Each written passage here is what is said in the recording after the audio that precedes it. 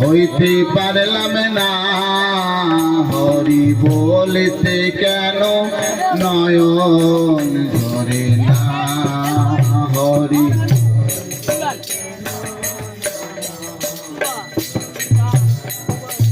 হরি বলতে কেন নয়ন ধরে না হরি বলতে দয়াল হরি